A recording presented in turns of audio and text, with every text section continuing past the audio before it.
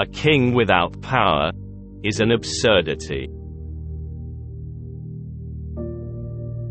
It is only when the people become ignorant and corrupt, when they degenerate into a populace, that they are incapable of exercising their sovereignty. National honor is the national property of the highest value. It is the knowledge that all men have weaknesses, and that many have vices that makes government necessary. I have great satisfaction in stating that our relations with France, Russia, and other powers continue on the most friendly basis. Our country may be likened to a new house. We lack many things, but we possess the most precious of all, liberty.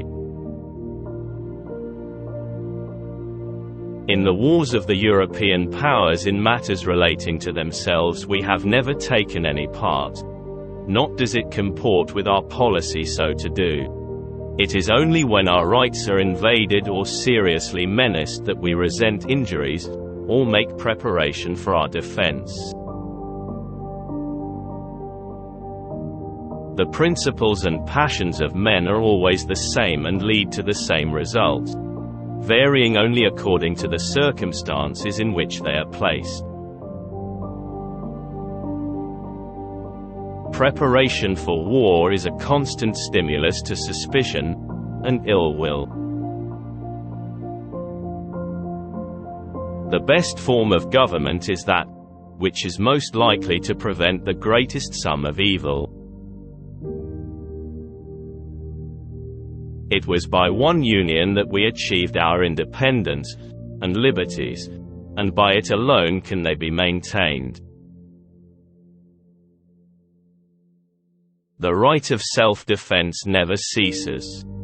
It is among the most sacred, and alike necessary to nations and to individuals, and whether the attack be made by Spain herself, or by those who abuse her power, its obligation is not the less strong. A little flattery will support a man through great fatigue. The civil war which has so long prevailed between Spain and the provinces in South America still continues, without any prospect of its speedy termination. If we look to the history of other nations, ancient or modern, we find no example of a growth so rapid, so gigantic, of a people so prosperous and happy. To impose taxes when the public exigencies require them is an obligation of the most sacred character, especially with a free people. At no period of our political existence had we so much cause to felicitate ourselves at the prosperous and happy condition of our country. By the last returns to the Department of War, the militia force of the several states may be estimated at 800,000 men, infantry, artillery, and cavalry.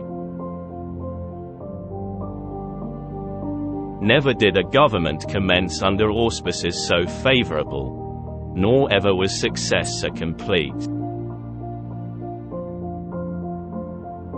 Our relations with the other powers of Europe have experienced no essential change since the last session. The payments which have been made into the Treasury show the very productive state of the public revenue.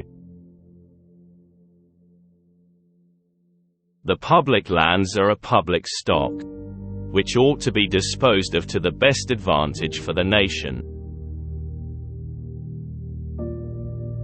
From several of the Indian tribes inhabiting the country bordering on Lake Erie purchases have been made of lands on conditions very favorable to the United States, and, as it is presumed, not less so to the tribes themselves. The great increase of our population throughout the Union will alone produce an important effect, and in no quarter will it be so sensibly felt as in those in contemplation. By these purchases the Indian title, with moderate reservations, has been extinguished to the whole of the land within the limits of the state of Ohio, and to a part of that in the Michigan Territory and of the state of Indiana.